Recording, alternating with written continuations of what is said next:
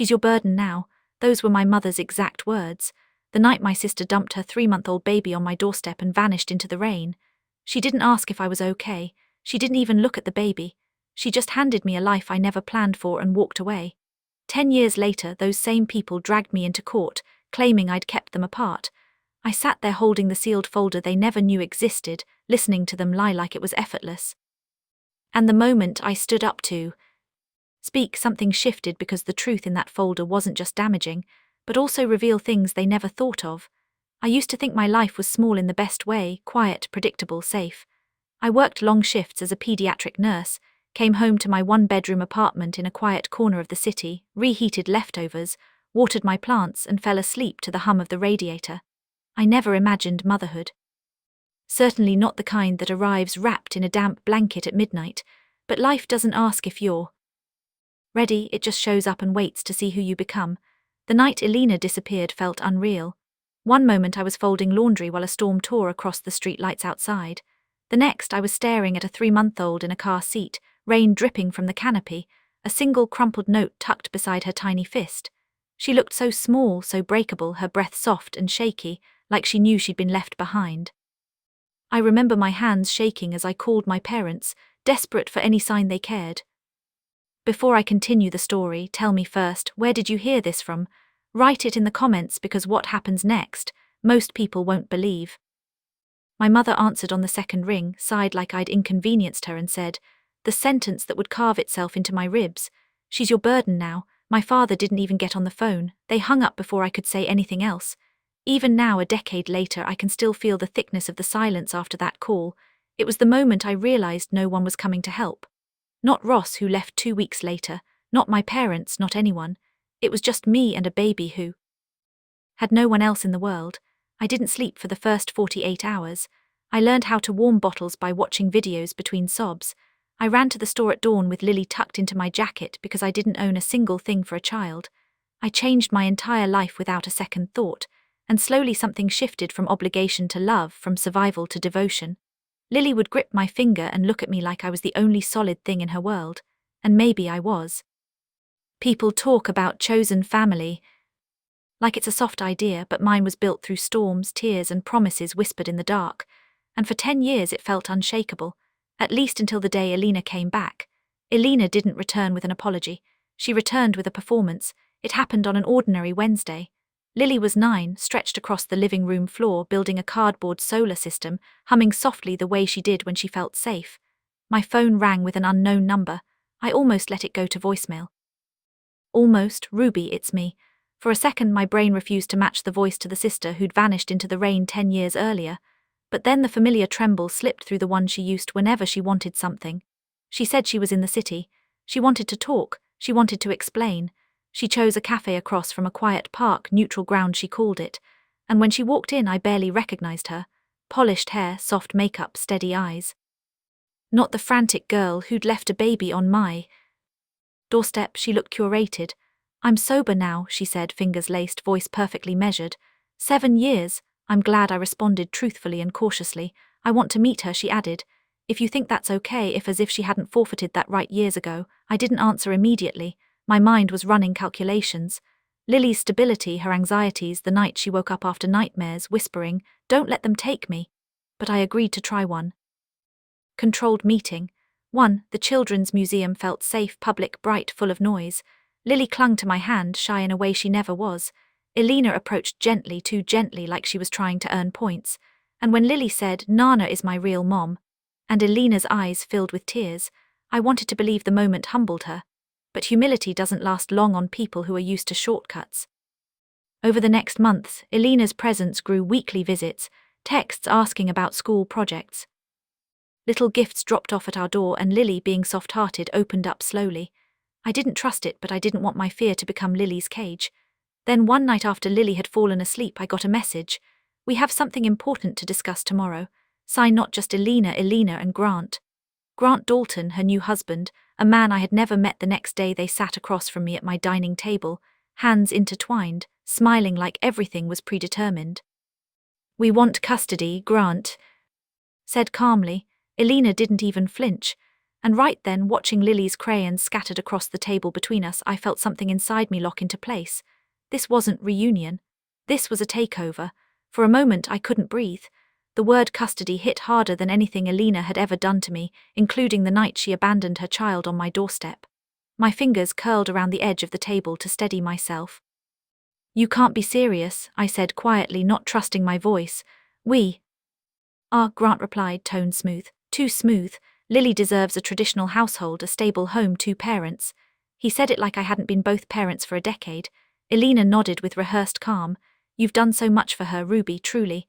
But it's time she comes home." Home. Lily's home was 10 ft away down the hall, her drawings taped to the walls, her little shoes lined neatly by the door. I didn't argue, not because I agreed, but because Lily was in the living room coloring, listening. For every sound, I walked them to the door, expression, neutral, voice steady. They mistook that for weakness. Later that night, after I tucked Lily in, I found her curled up, whispering in her sleep, "Don't take me, don't take me." I sat on the floor beside her bed, hand on her back, feeling her tiny breaths tremble.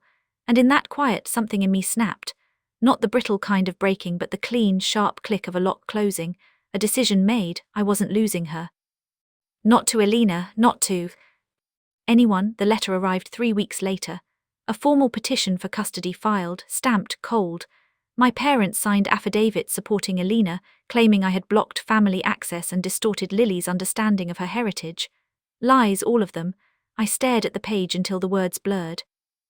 My parents' people who never bought Lily a birthday card were suddenly claiming I had kept them apart. Collapse doesn't always look like falling apart. Sometimes it's quiet, a sinking, a cold clarity. I hired an attorney the next morning. Julia Hernandez had kind eyes, sharp instincts, and a voice that didn't tremble. After reviewing everything, she looked at me with a steady seriousness. "This isn't a reunion case," she said. "This is a power grab, and possibly a financial one." "Financial," I repeated. Julia nodded. "Their timeline doesn't make sense. People don't come back after 10 years by accident. I suggest we verify what they've been doing before they resurfaced." Enter Detective Harris. He was quiet, methodical, and had a way of sliding information across a table like he was dealing cards no one wanted. Within 2 weeks, he'd uncovered 3 things that turned my stomach. Grant was drowning in debt. He'd been searching for Lily's biological father for months. That man who Alina had never named had recently inherited several million. Suddenly, everything made sense. Alina's polished reappearance, Grant's interest, the urgency to get custody now. Not for love, not for redemption, for money. I stared at the documents. Harris gathered financial inconsistencies, online searches, messages between Alina and my parents proving they'd been in contact for years, a betrayal wrapped in a decade of silence. I wasn't collapsing anymore, I was preparing. And when the court date came, I would not walk in holding fear, I'd walk in holding the truth. The courthouse smelled like old paper and cold air, an odd mix that somehow made everything feel more real. I sat beside Julia, palms damp, the sealed folder resting between us like a live wire. Every few seconds I glanced at the door, imagining Lily at school, unaware of the storm reaching its peak. Then Alina and Grant walked in. Alina wore a soft blue dress, her hair styled into gentle waves meant to signal innocence. Grant had on a sharp suit, and that confident half-smile he used like a shield. Behind them, my parents took their seats, hands folded like they were attending a church service, not a trial they helped orchestrate. When the judge entered the room, shifted. Judge Harrowman, silver hair, calm gaze, sat down, scanned the court and said, "Let's proceed." Alina testified first. "My sister kept Lily from me," she said, voice trembling perfectly on cue. "I was sick, but I got better. I wanted to reconnect." She refused. She shut me out. Her attorney nodded, encouraging. "And your parents, they were heartbroken," she whispered. "Ruby didn't let them see their granddaughter," a lie delivered like scripture. My parents took the stand next, repeating it. "She alienated us," my mother said with a practiced sigh. "We tried," my father added. "She wanted Lily to forget us. Not once did they mention the nights I begged them for help, the birthdays they skipped, the hurt they caused." When Lily asked why they didn't stay, Grant testified last. Cold, polished, dangerous. Ruby's unstable schedule, limited income, and lack of a 2-parent household put Lily at a disadvantage, he said. "Alina and I can give her stability, opportunity, opportunity." The word tightened something behind my ribs, then it was my turn. Julia guided me through the story, carefully showing photos, school reports, therapist notes, testimonies from teachers, neighbors, doctors. Every document painted a portrait of Lily's life as it truly was: stable, loved, nurtured. But even as I spoke, the opposing attorney tried to dismantle it. "You work 2 jobs, correct? I do tell out after Lily is asleep," I answered. "To save for her future, you're unmarried. Yes, you rent. Yes, do you believe you can provide what a married couple with a home can?" Julia objected. The judge sustained it, but the damage wasn't the question, it was the implication. I inhaled slowly. "I can provide her everything she actually needs. Safety, stability, love, the things she's known only with me." The judge watched me closely. Her gaze wasn't cold, just measuring, weighing truth against appearances. When testimony ended, the judge folded her hands. "Does the respondent have additional evidence to submit?" Julia nodded. "Yes, Your Honor, we do." My heartbeat thudded. This was the moment everything turned. She lifted the sealed folder. "May I approach?" "Proceed." The folder landed on the judge's desk with a soft thud, but the sound sliced straight through the room. Elena frowned. Grant shifted in his chair. My parents leaned forward. Judge Harriman broke the seal. When she opened the first page, her eyebrows lifted. The second page, she inhaled sharply. By the third, her expression had hardened. "What is this?" she asked, voice controlled but edged. "Verified findings from a licensed private investigator," Julia said, "including financial records, communication logs, and search history obtained legally. The evidence directly contradicts testimony given in this courtroom." Elena's face drained. Grant's jaw clenched. The judge read silently for nearly a minute. "Then, Miss Morgan," she said, addressing Elena, "were you aware your husband has been attempting to locate Lily's biological father?" Elena blinked. "What? Were you aware that this man recently inherited a substantial estate, that Mr. Dalton initiated a search immediately afterward?" Grant opened his mouth, but his attorney yanked his sleeve. Elena's voice cracked. "I didn't know the details." The judge's gaze sharpened. "That is not what these messages suggest." My parents shifted nervously. "And Mr. and Mrs. Lane," the judge continued, turning toward them, "can you explain why your phone records show regular communication with Elena for 3 years despite your sworn statements claiming you did not know her whereabouts?" My mother stammered. My father wiped sweat from his brow. "I don't tolerate perjury," the judge said flatly, "especially in a case involving a child." Julia placed a second set of documents on the desk. "Additionally, Your Honor, you'll find school counselor reports indicating severe anxiety episodes in Lily due to fear of being separated from her primary caregiver." That landed harder than any financial lie. Silence spread across the room.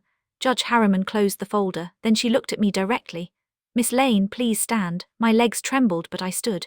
"The court acknowledges your decade of consistent, loving care. Lily identifies you as her psychological parent. Removing her from your home would be emotionally damaging and contrary to her best interests." I felt the room tilt. My breath hitched. "Therefore," she continued, "custody remains solely with you." A sound escaped me, a quiet, broken gasp. "Elena Morgan," Judge Harriman said firmly, "you are granted supervised visitation contingent upon continued compliance with all court recommendations." Grant shot up. "Your Honor, sit down, Mr. Dalton," she commanded. "Your financial motives are documented, and the court will be notifying the proper authorities for further review." My parents stared at me like they no longer recognized who I was. Court adjourned. The gavel struck. One clean, final blow. What followed felt like a blur, chairs scraping, whispers filling the room, attorneys packing up. Elena approached me slowly, eyes red, voice thin. I didn't know she whispered. "Grant," he said. I stepped back, not out of anger, out of self-preservation. "You had 10 years, I said quietly, 10 years to show up for her. You came back for the money, not the child." She didn't deny it. As I walked out of the courtroom, sunlight spilled through the tall windows, warm against my face. I stepped into it like someone surfacing after years underwater. My phone buzzed a message from Lily's art teacher, a picture of Lily smiling, holding up a drawing of the 2 of us, a family made by choice, not blood, not lies, not entitlement. I finally exhaled. We were safe. And this time the truth had done the fighting for me. The weeks after the ruling felt strangely quiet, like my life was finally settling into the shape it was always meant to hold. Lily slept through the night again. No more nightmares, no more clinging at school drop-off. She drew brighter colors, sunny yellows, sky blues, not the anxious grays that had filled her pages for months. I met with my parents once at a neutral cafe. There was no shouting, no dramatic scene, just a calm distance that felt irreversible. They wanted access. I set boundaries. Supervised visits, full transparency, zero manipulation. They agreed, but I could see at the realization that the power they'd always held was gone. Elena filed for divorce from Grant quietly. She sent a short message apologizing, not expecting forgiveness. I didn't offer it, but I didn't shut the door on her either. For Lily's sake, I could leave room for something gentler. Julia helped me finalize long-term guardianship paperwork, ironclad, undeniable. One evening, as Lily and I sat on our small porch eating ice cream, she leaned against my shoulder and said, "Mom, we're okay now, right?" I smiled, smoothing her hair. "Yes, sweetheart, we're more than okay." For the first time in months, the future felt wide open and ours. Some families are built from blood. Others are built from choice, from loyalty, from every quiet promise kept when no one is watching. Lily and I, we are the second kind, and after everything we survived. Abandonment lies a courtroom where truth had to fight for air. We came out stronger, steadier, unbreakable. If this story stayed with you, tell me in the comments. And if you've ever had to protect someone you love from your own family, you're not alone. Hit subscribe so you don't miss the next story.